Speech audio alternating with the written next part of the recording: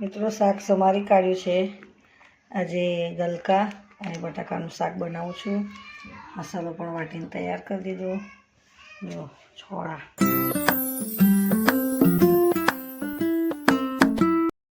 જય શ્રી કૃષ્ણ, રાધે રાધે, જય દ્વારકાધીશ, હર હર મહાદેવ। મિત્રો સ્વાગત છે તમારું મારા આજના નવા બ્લોગમાં।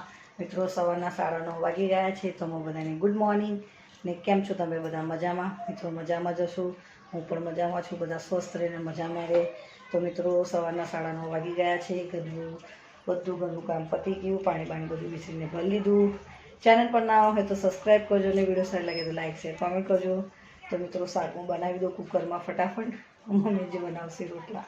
આમ તો મને આવડે છે, પણ છે ને ચશ્મા પહેરીને બેસું તો મને ફાવતું નથી, અને ચશ્મા ના પહેરું તો આંખોમાં ધુમાડો જાય છે, મને બહુ આંખોમાં અગન બળે છે, એટલે હું બહુ બેસતી નથી ચૂલા પાસે। મમ્મી જે બનાવશે રોટલા ત્યાં લગી હું શાક બધું સમારીને શાક તૈયાર કરી દઉં।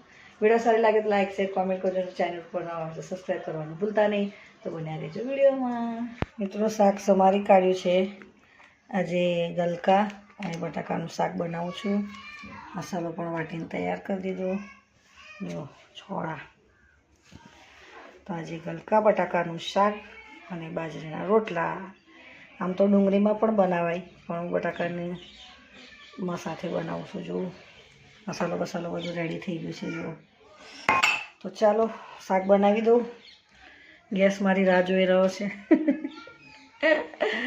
ચાલો જો મિત્રો ગલકા બટાકાનું શાક થઈ ગયું ને મમ્મી જ બનાવી છે રોટલા બાજરીના। જમવાનું બની ગયું છે। થાકી ગઈ। બટાકાની ગલકાનું શાક અને બાજરીના રોટલા। તો ચાલો વિડીયોને કરું છું અહીંયા એન્ડ। ચેનલ પર નવા હોય તો સબસ્ક્રાઈબ કરજો, અને વિડીયો સારી લાગે તો લાઈક શેર કોમેન્ટ કરજો। તો મળે નવા બ્લોગમાં। જય શ્રી કૃષ્ણ, રાધે રાધે, જય દ્વારકાધીશ, હર હર મહાદેવ, બાય।